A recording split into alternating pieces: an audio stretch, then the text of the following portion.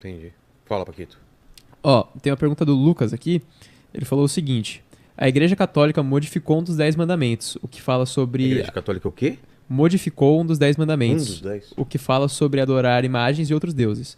Isso só foi revelado ao mundo com a Reforma Protestante há pouco mais de 500 anos. Sendo assim, como confiar que outras partes da Bíblia também não foram alteradas ou até deletadas ao longo do tempo? Olha, eu não sou um defensor da Bíblia como palavra de Deus. A Bíblia é palavra circunstancial de Deus, em cada geração ela foi, até Jesus.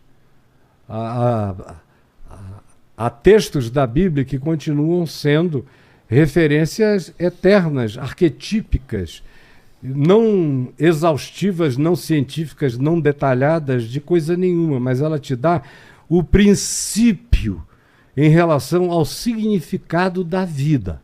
E é só o que eu preciso. Agora, Jesus disse, como eu já falei aqui introdutoriamente, ele relativizou Moisés. Vocês ouviram o que foi dito aos antigos? Eu, porém, vos digo.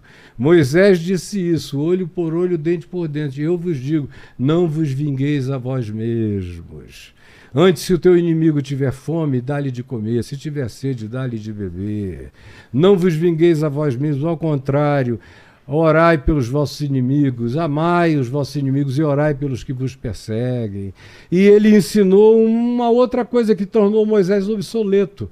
Paulo, que foi educado aos pés de um dos maiores rabinos da história de Israel, que foi Gamaliel, quando conheceu Jesus, ele disse que quase todo o Velho Testamento tinha caído em obsolescência, em caducidade, porque ele entendeu que Jesus era a única palavra possível e completa de Deus para os homens, porque a palavra de Deus não cabe num livro, nem em letras, para serem lidas, como ontem eu ouvi numa música, lupas e letras. Não é com lupas e não é com letras. Ela só é palavra de Deus se ela foi encarnada.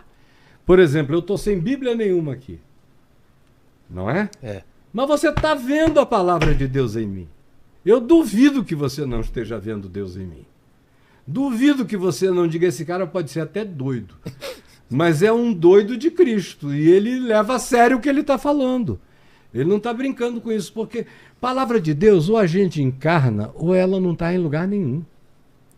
E Jesus é a encarnação absoluta, por isso o apóstolo João diz que ele é o verbo de Deus. O logos de Deus é Cristo. É só na encarnação que a palavra de Deus se comporta. Cabe na encarnação, ela não cabe em livro nenhum. Na Bíblia ela tem textos inspirados que serviram a determinados momentos, de acordo com o momento em que a humanidade estava.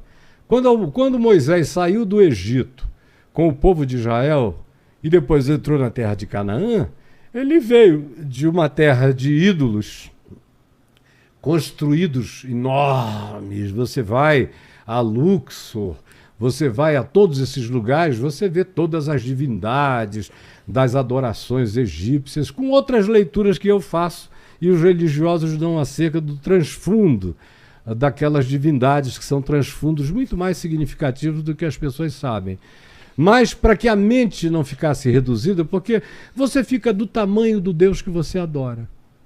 É por isso que os evangélicos são tão pequenos de cabeça, porque o Deus deles é mínimo, é um Deus menor do que eu, como eu já falei aqui agora.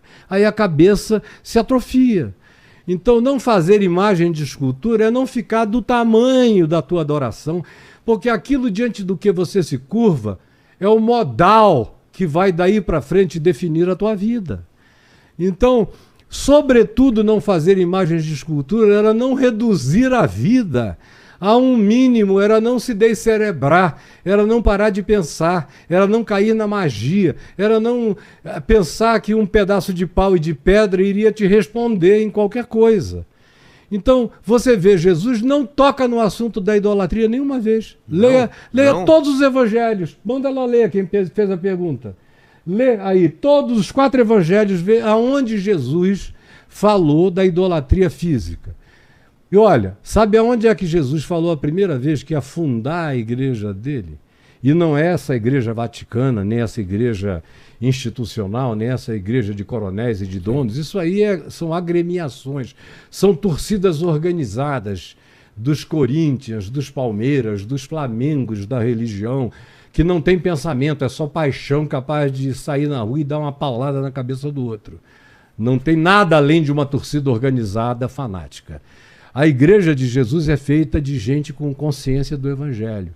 Então ela existe, como disse Santo Agostinho, disse que a igreja, entre aspas, a igreja física, no dia dele a igreja católica, ele era o Agostinho de Hipona, na África, aquela igreja daqueles dias, do sexto século, ele disse, essa igreja tem muitos aos quais Deus não tem. E Deus tem muitos aos quais a igreja nunca conheceu nem conhecerá. Porque a igreja de Deus está para além de qualquer definição político-histórico-geográfica. Porque uma igreja que fosse geograficamente definida já era em si um ídolo geopolítico. A grande maravilha da igreja de Deus é que ela também está onde ninguém imagina que ela esteja. E a grande visão que você pode ter é essa de descobrir o povo de Deus onde ninguém sabe que há povo de Deus, como o próprio profeta Isaías diz, e Paulo repete a mesma coisa, dizendo, pois assim diz o Senhor, eu sou conhecido aonde ninguém sabia do meu nome. E ele diz, através do profeta Malaquias, aos judeus, supremacistas, donos de templos, sacrifícios e liturgias, dizendo, quem me dera houvesse alguém que fechasse as portas desse templo e nunca mais abrisse. Porque vocês cultuam, não a mim, mas uma divindade perversa que leva o meu nome, que não tem nada a ver comigo. Pois fiquem sabendo que em todos os povos da terra existem pessoas que me adoram do nascer do sol ao pôr do sol, e gente que nunca soube o meu nome, mas que ama, mas que tem compaixão, mas que ajuda o próximo, porque para Deus a gente só consegue amar a Deus no próximo. Eu não vou, como o apóstolo João diz, como é que eu vou amar a um Deus invisível? Que não cresce se eu acho que ele cresce e não diminui quando eu o desonro. Ele é. A minha maneira de expressar meu amor por Deus é te amando, é te respeitando, é sendo adequado com a tua necessidade, é levando você a sério em todas as suas necessidades. Aí eu estou demonstrando que amo a Deus. Se não for assim, esse amor que levanta a mão para cima e fica de olhos fechados nos templos dando a Deus para a luminária no teto, não significa nada, cara. É só alguém que sai de casa, vai para lá, canta, deixa um dinheiro para comprar uma indulgência de alguma natureza e volta em casa para bater na mulher, para tratar mal o filho, para expulsar a filha lésbica, para fazer todas as maldades desse mundo, sem nenhuma compaixão. Então, quando Jesus falou em igreja pela primeira vez, e isso tudo foi um parêntese para dizer que a palavra igreja é uma das palavras mais mal usadas no ocidente da terra, é a palavra igreja. Quando ele falou a primeira vez, sabe onde ele estava? Numa cidade chamada Cesareia de Filipe, no extremo norte de Israel, no sopé do Monte Hermon, que divide hoje Israel do Líbano e da Síria. Está lá até hoje, com os seus altares pagãos. Era uma cidade que o Herodes Filipe construiu para o imperador romano, por isso o nome é Cesareia de Filipe, porque foi Filipe que construiu, Herodes Filipe construiu para César o imperador, aonde tinha culto ao imperador, aonde tinha altares para o deus Pan, aonde tinha todo tipo de idolatria que você chega lá até hoje, você encontra os nichos dos ídolos incrustados na pedra do sopé do Monte Hermon.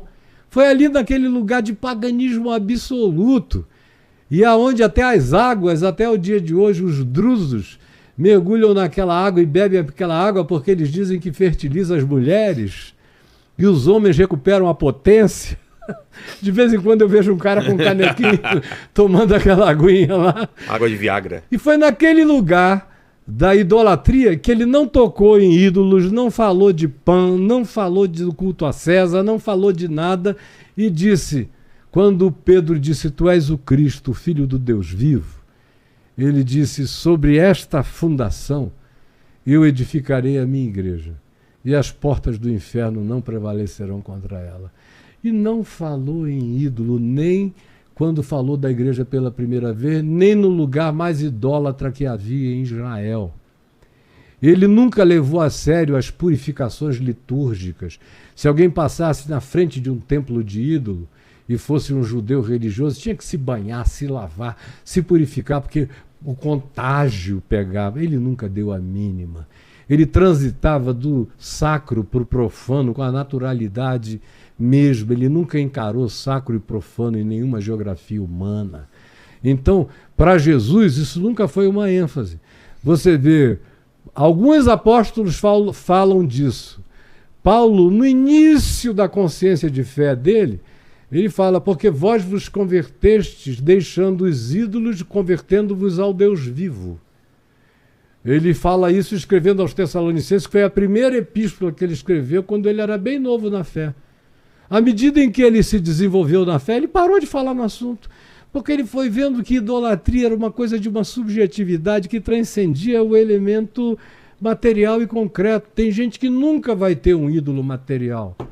Mas os grandes ídolos são emocionais, afetivos, são de significados e valores pervertidos dentro de nós. É isso que o Evangelho busca transformar o tempo todo, porque quando você transforma esses valores interiores, todos os significados externos são mudados também. O mundo existe a partir de dentro de mim, é o meu olhar que faz isso aqui ser jujuba ou ser ácido, dependendo da minha pré-compreensão ou do meu desejo que seja. Então, voltando à pergunta imediata lá deles, estavam saindo de um lugar assim e entrando num outro, onde era culto a Baal, entre nós é o Sonaro. Naquele tempo lá tinha Moloque, Astarote, todo tipo de deus e divindades para os quais se ofereciam filhos em sacrifícios, virgens em sacrifícios de sangue, imolação de pessoas. Era uma coisa cruenta. Então, falar do ídolo era falar também da consequência da produção mental, da produção social, da produção relacional daquelas sociedades. Não era uma implicância divina: eu sou um Deus ciumento.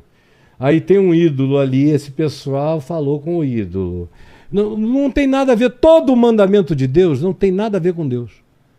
Todos os mandamentos de Deus só têm a ver comigo e contigo. Todos.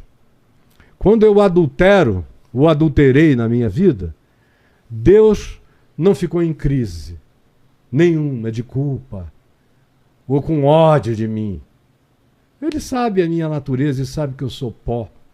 E sabe que se eu consigo viver uma vida em pureza, em santidade, em coerência, é pura misericórdia e tem a ver com o que a graça dele produz na minha consciência. Qualquer mandamento de Deus que me é dado não é por causa de Deus, é por causa de mim. Quando ele diz não julgueis, é para que não sejais julgados. Quando ele diz não vos vingueis, é para eu não alimentar um ciclo que vai voltar como um bumerangue e vai acabar me matando. Se não for porque o outro ou alguém da família do outro me mate, é porque eu vou me matar por psicossomatizações. Quando ele cura, por exemplo, um doente, ele chega a dizer, por exemplo, para um deles: agora, olha, não repitas mais o que tu fizeste para que tu não voltes a adoecer. É um princípio de psicossomatização extraordinária. Porque o cara tinha ficado doente de culpa. Porque quase todo mundo que ele levanta, que ele cura, ele diz para o cara: os teus pecados estão perdoados. Antes de dizer levanta, toma o teu leite e anda, ele primeiro trata da questão da doença essencial. Quase todas as doenças, mais de 85% delas, são produções psicossomáticas. Até o vírus que entra na gente se oportuniza de uma baixa de imunidade que pode vir por qualquer razão. Então, o mandamento de Deus é para minha proteção, não é para proteção de Deus, nem é por causa de ciúmes de Deus. Então, o mandamento, respondendo finalmente à pessoa, de idolatria, era por causa do que podia fazer e faz na cabeça dessas pessoas. E no que gera numa sociedade que tem essa pré-compreensão tão primitiva, tão limitada, tão reducionista. Mas não era por causa de um ciúme divino que iria te esmagar por causa disso. É para você não se diminuir, não se apequenar, não virar um ser menos que humano. Agora, Jesus ensinou, porque tinha um tipo de idolatria em Israel que não era de ídolos. Em Israel não havia ídolos. Era proibido até, em alguns lugares, pintar paredes. A arquitetura judaica do primeiro século era muito pobre. Você vê que aquele templo de Salomão era uma caixa quadrada, sem nenhum tipo de formosura, nem beleza. Era tchan, tchan e tchan.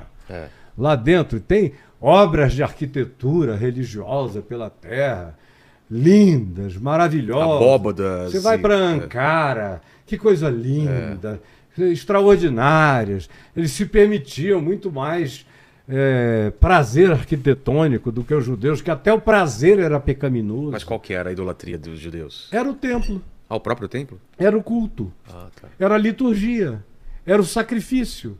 Era aquele Era o conjunto de sacerdote- regras era. rígidas. Era o protocolo de Deus que eles tinham Entendi. achado que aquilo ali é que Não era uma realizava. imagem, era um conjunto Era de... um conjunto que era idolatrado. E quem não cumprisse o protocolo daquele conjunto estava fora de Deus, do inferno, perdido, pagão. Essa era a grande idolatria. Por isso Jesus tratou o templo como ele tratou. Quando vieram elogiar o templo, que já não era o de Salomão, já tinha sido o templo de Herodes o Grande, que era o que estava erguido nos dias de Jesus, que era melhor, mais bonito do que o de Salomão, era uma das 7 maravilhas do mundo antigo, por causa do ouro e de tudo mais, e do lugar onde estava posicionado. Era uma beleza para se ver de longe. E vieram dizer para Jesus, olha, que pedras, que construções. Eram pedras de toneladas, cortadas com aquela precisão. Olha que coisa linda. E foram os discípulos dele que vieram com essa impressão chocada. Ele disse, eu vos afirmo que não ficará aqui pedra sobre pedra que não seja derrubada. E você vai lá até hoje, você vê pedra do templo, do templo de Herodes o Grande, você tem 2, 3 blocos. O resto tudo... Tudo. Depois vieram os vários ocupantes da Terra Santa, foram construindo, e por fim os mamelucos e tudo mais. E está lá até hoje. E as mesquitas muçulmanas em cima, mas não tem. E quando a mulher em Samaria, lá em João 4, perguntou a Jesus, escuta, eu estou vendo que tu és profeta, porque tu estás falando toda a minha vida.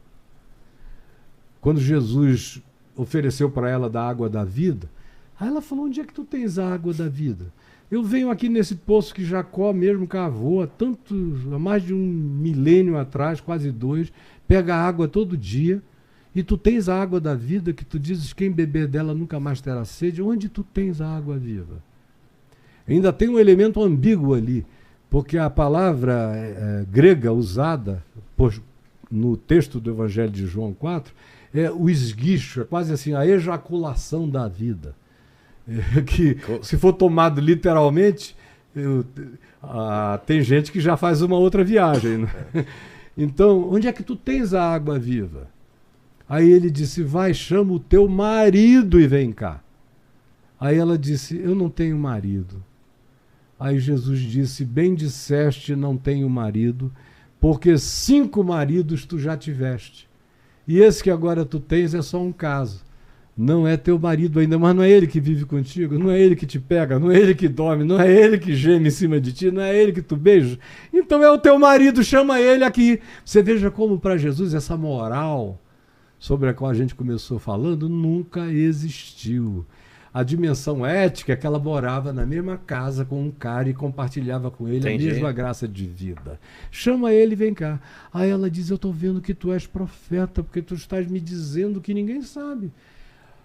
Me diz, já que tu és profeta, onde é o lugar em que se deve adorar? É a idolatria do lugar de culto.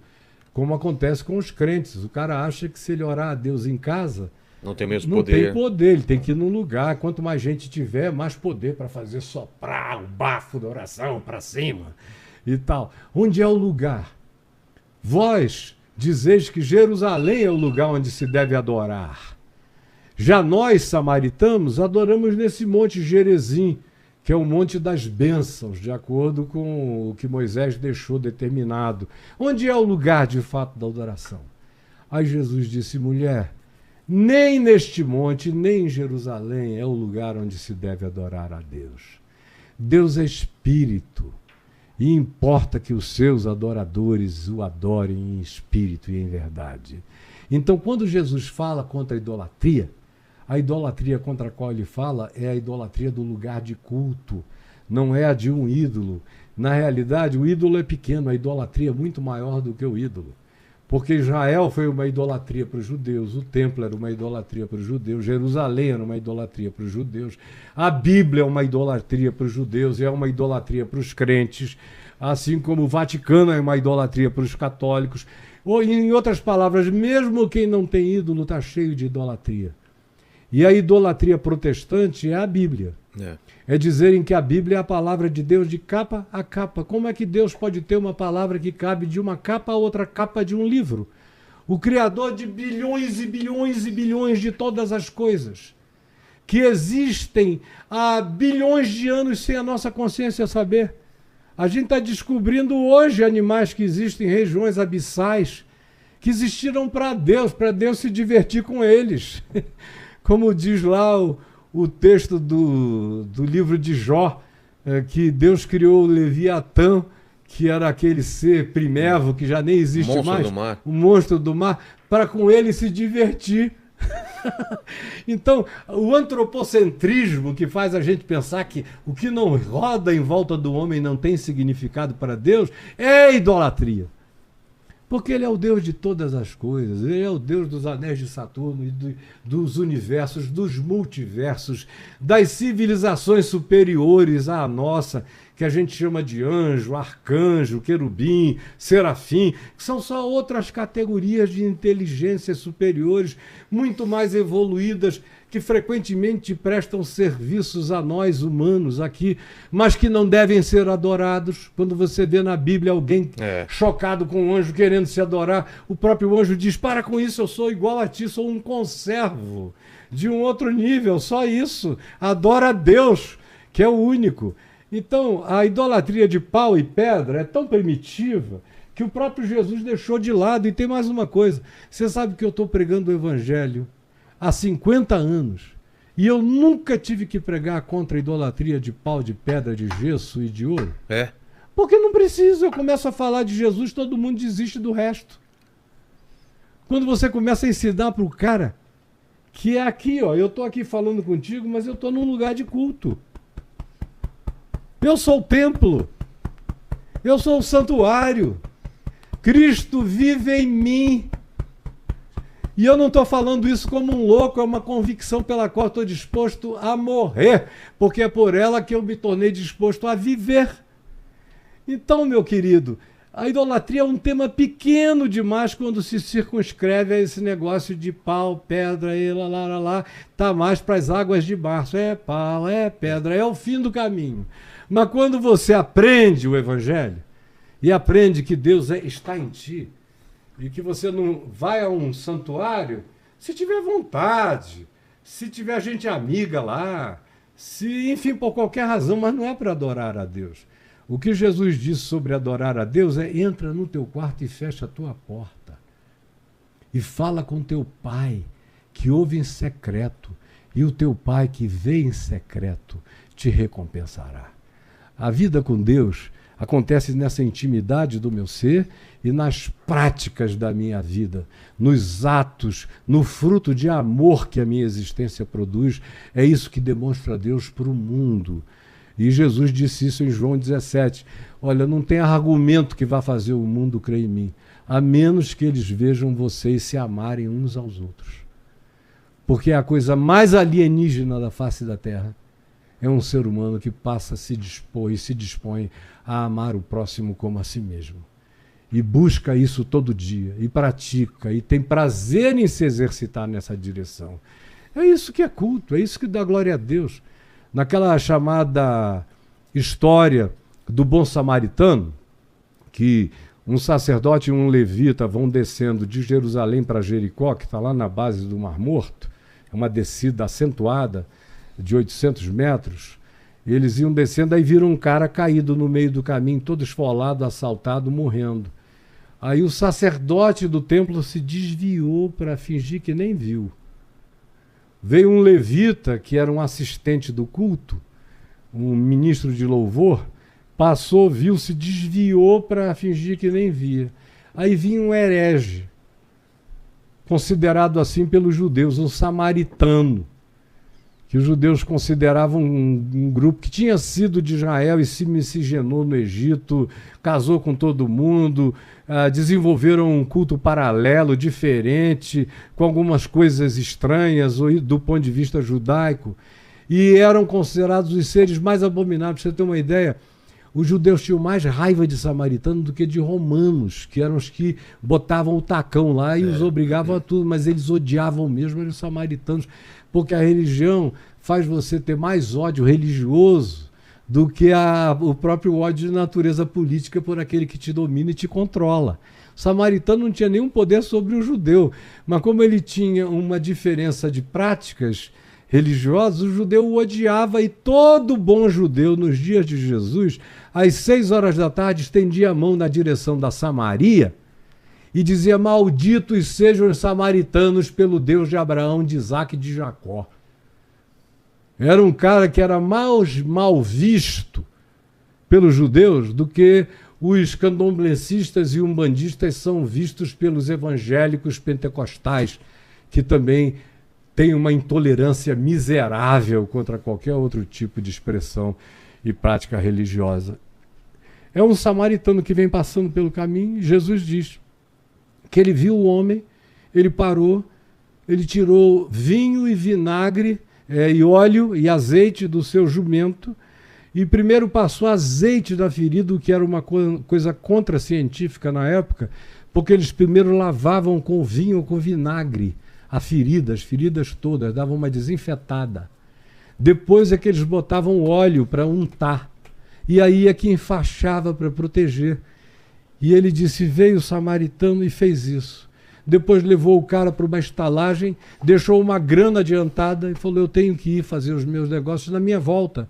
Se ele tiver gastado mais do que eu deixei, me fala que eu faço o ressarcimento. Aí Jesus pergunta: qual desses 3 homens, o sacerdote, o levita e o samaritano, foi o próximo do homem caído, esfolado no caminho? Aí um judeu teólogo foi forçado a dizer: aquele que agiu com misericórdia para com ele.